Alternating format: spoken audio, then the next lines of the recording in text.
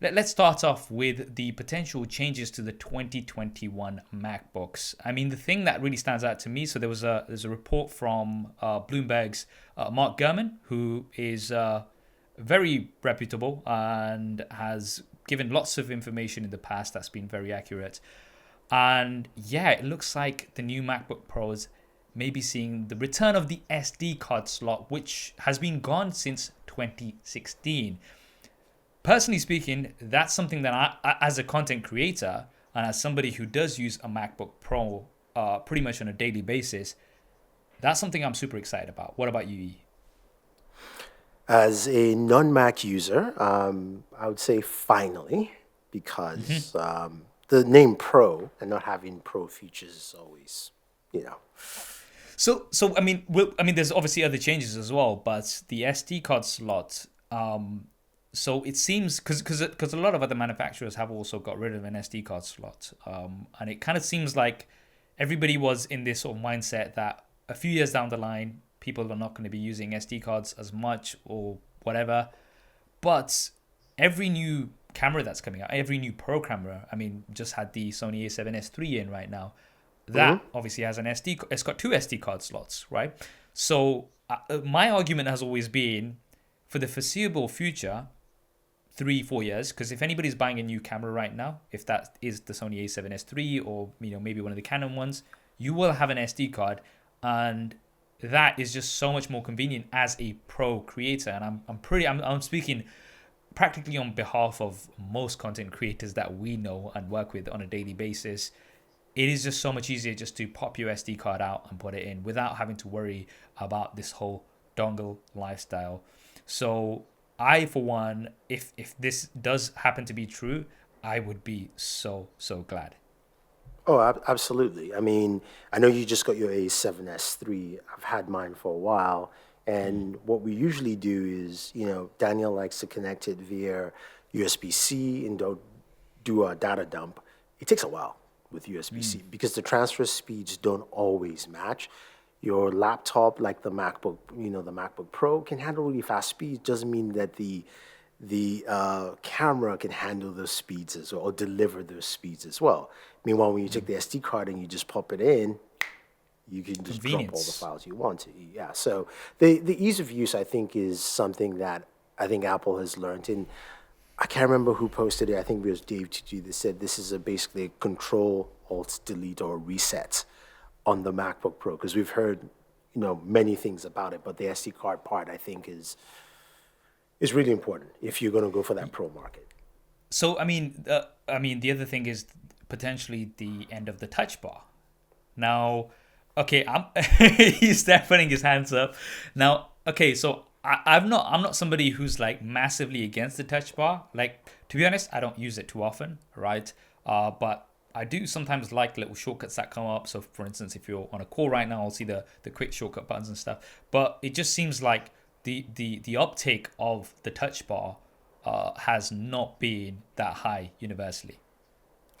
Yeah, I mean, so here's the thing. I just raised my hands up with excitement, but the missus did show me something that she likes the touch bar for. And initially, when the touch bar came out, I actually was hoping that Apple would also add in a touch screen.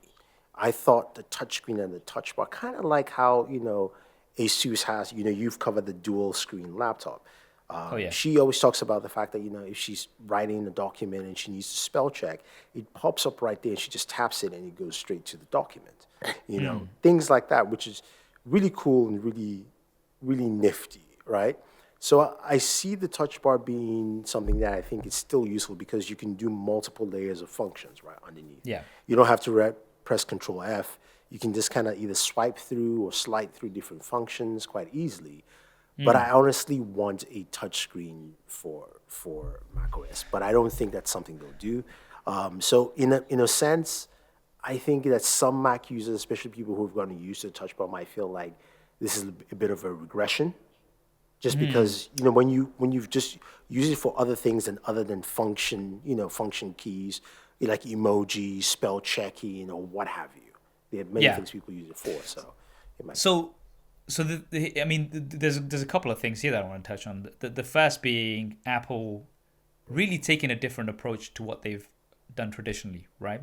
So like the butterfly keyboard is a perfect example. They try to push that for some time, and then they reset. They kind of, obviously they didn't openly admit it, but they essentially did by giving the scissors keyboard back, bringing the scissor keyboard back.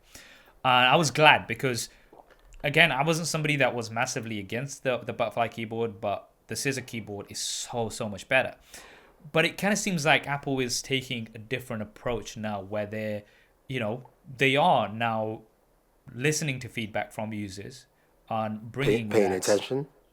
Yeah, and I mean, whether or not you like Apple, I think that's such. It is so positive to see that from them. If they do bring back the SD card, I mean, I'd be super happy. We've seen the performance using the M1 chips on the recent MacBooks, and I personally cannot wait to see what the performance will be like on the MacBook Pro, the 16-inch, and how that will potentially perform in comparison to some of the competition. So I'm definitely excited to see this new approach from Apple that we're seeing recently. Also, the other thing that you mentioned was the touchscreen. Now, here's the thing. I'll be completely transparent here. I have many laptops with touchscreens. I very rarely use them. Now, the ZenBook Duo is very different because especially the touchscreen element on the ScreenPad Plus, that I can see because it's in reach. So, you were talking about the touch bar. Again, the touch bar is in reach, but this is a much more interactive flat display. I'm not kind of like doing this all the time and reaching over to the screen, right? So I remember I had the Dell XPS 15 for like a good 2 years, and I only used the touchscreen once, and that was to show the touchscreen in my video. So I just like, hey, look, it's got a touchscreen. What about you? So I'm interested to hear, because obviously we're different users. Do you use the touchscreen on laptops?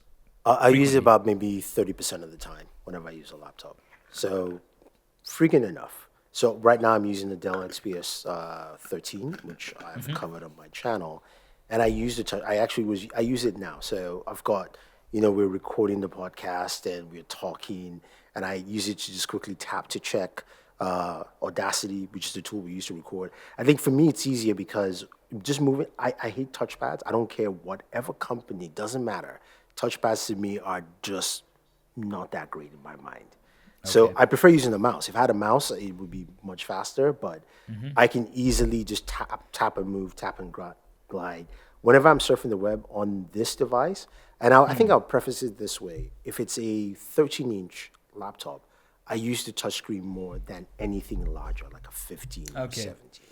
So because the 13-inch is almost like a 10-inch tablet in my mind. I mean, closer in size. Closer, it's progression. All right, we'll see. I mean, it doesn't look like it doesn't seem like we've had any reports of a touchscreen on the new MacBooks, but no touch bar potential micro. I was going to say micro SD. I don't like micro SD cards on a laptop either. But yeah, no, full size SD card on the new MacBook Pro. Yeah, definitely interested, and I'm definitely excited for that. So will you pick it up? Will I pick up the MacBook? Yeah, the updated one. Yeah, I mean, so right now I'm using the MacBook Pro. So here's my deal, right? I like to be a multi-platform user as much as possible, just because I do not like to be tied to one system or another, right? So right now on my desk, I've got a Samsung Galaxy S21 Ultra, but I've also got my iPhone 12 Pro Max. These are devices I use every single day. Now my PC, my desktop PC, is a Windows PC, right? It's one I built with E, which the video's on the channel, and that's my desktop PC. For the laptop side of things, I like to have a MacBook because, again, it gives me that flexibility and I can switch between the two. And as I said, I really don't like being tied to one platform. So I'm super excited for the next MacBook Pro to come out, especially if it's got an SD card. It will just make my life a lot easier when I am using that. So yeah, for me, I will definitely be picking one up for sure. I hope you enjoyed that clip. If you want to hear the full podcast episode, then that will be linked down below. And if you want to see more clips like this, then be sure to subscribe and hit that bell icon so you don't miss them. Thanks for watching. This is Saf on SuperSaf Speaks, and I'll see you next time.